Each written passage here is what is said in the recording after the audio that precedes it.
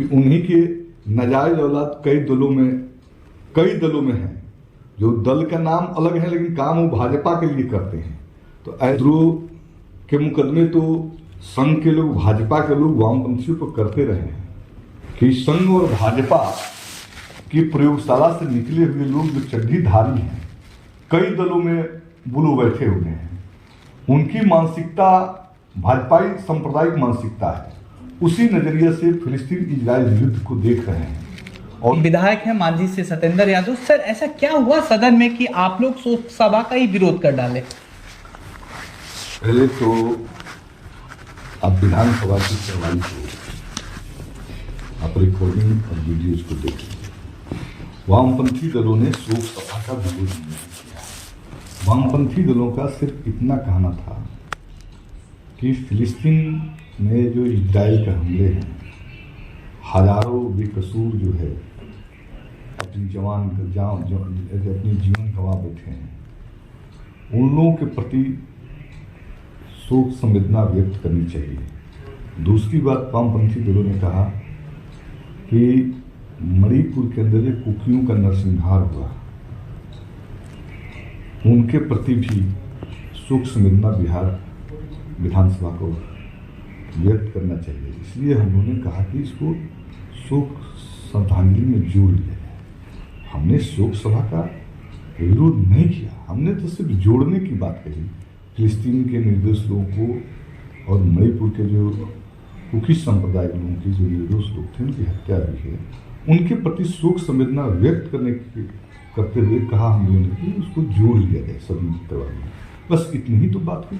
Sir, एक video भी viral हो रहा है, जब शोक सभा चल रहा है तो उसमें शोर शराबे हो रहे हैं और उसमें लगातार स्पीकर महोदय आप लोगों को शांत होने की बात कर रहे हैं, इसकी क्या सच्चाई है? देखिए, अब वीडियो वायरल हो रहा है, सब लोग खड़े थे शोक श्रद्धांजलि देने के लिए। माननीय पूर्व जो सदस्य थे उनको, वामपंथी दल के लोग भी खड़े थे। हम लोगों ने कहा कि इसको जोड़ लिया जाए, वैसी कोई बड़ी बात नहीं थी, हम तो सिर्फ जोड़ने की बात कर रहे थे।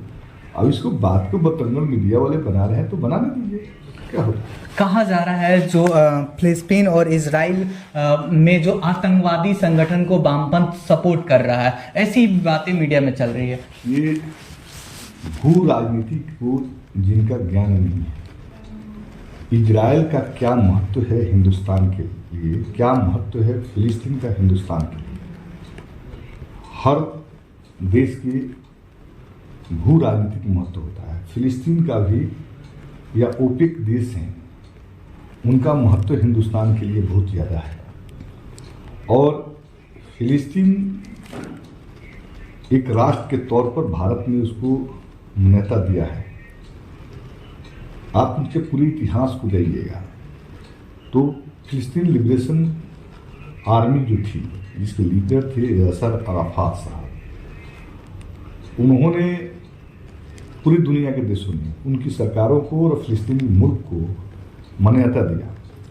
गजा यरूशलेम में तो जो विवाद चल रहे हैं, वो विवाद को लेकर फिलिस्तीन और इजराइल के बीच कभी कभी झड़पें होती है। हाल के दिनों में हमास जो वहाँ के एक सांप्रदायिक संगठन है, उसने इजराइल पर हमला किया, उसके प्रत्युत्तर में हमले उन्होंने किया। लेकिन अभी तो इजराइल ने पूरी तौर पर फिलिस्तीनियों के नरसंहार करने पर उतर चुका है और उसको अमेरिकी साम्राज्यवाद जैसे शक्तियां समर्थन कर रही है।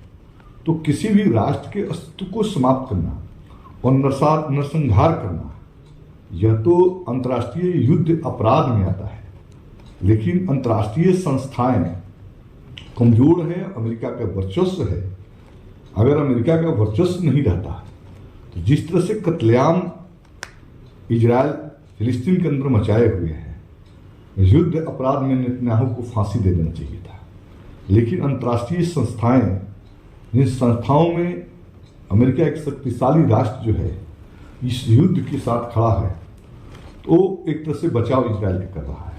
हम लोग तो भारत के लोग जिनकी अपनी भू राजनीतिक इस महत्व है, भारत के अपने राष्ट्रीय हित हैं, हम अपने भू राजनीति और राष्ट्रीय हित के मद्देनजर हम फिलिस्तीन का साथ रहे हैं।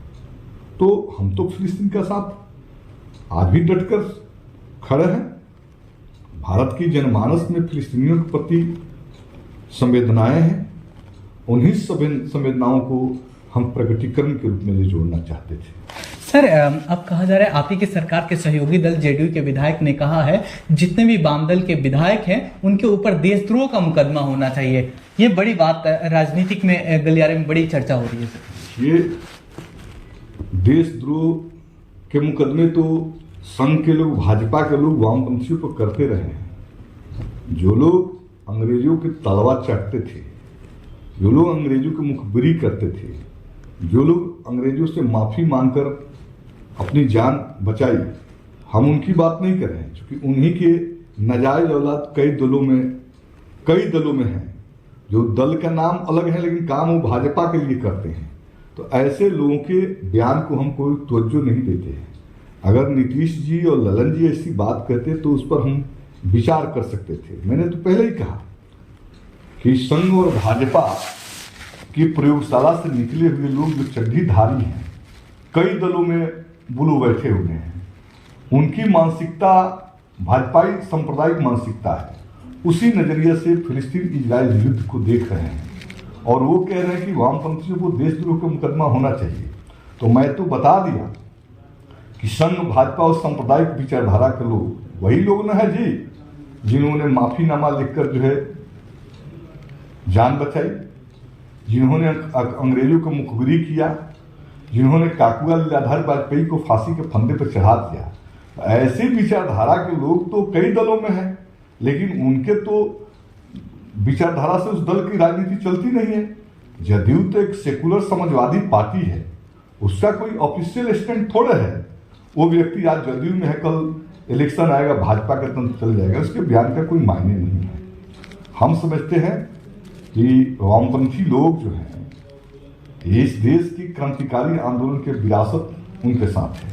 भगत सिंह, चंद्रशेखर आजाद, अशफाक उल्लाह खां, बाबा साहेब भीमराव अंबेडकर, सुभाष चंद्र बोस जैसे लोग जो वामपंथी सोच के थे, उनकी विरासत वामपंथ, उन्हीं की विरासत के ऊपर वामपंथ है। तो हम तो इस देश की आज़ादी के लिए अपनी कुर्बानी देते रहे हैं और वो लोग आज हमारी देशभक्ति पर सवाल उठा रहे हैं। समझ नहीं है, कई फिरकापरस्ती संगठन, आतंकवादी संगठन भारत में भी कार्यरत हैं और इस तरह से हम दूसरे जगह के जो आतंकवादी संगठन है, दूसरे तरह के जो लोग हैं जिनके जियो पॉलिटिक्स हमारे से अलग है, उनके समर्थन में खड़ा होंगे तो उसको भारत को खमियाजा भुगतना पड़ेगा। इसलिए भारत की राष्ट्रीय सहमति रही है कि फिलिस्तीन की आज़ादी के पक्ष में भारत आज से थोड़े है। जब से भारत आज़ाद हुआ तब से फिलिस्तीन के आज़ादी के पक्ष में भारत रहा है।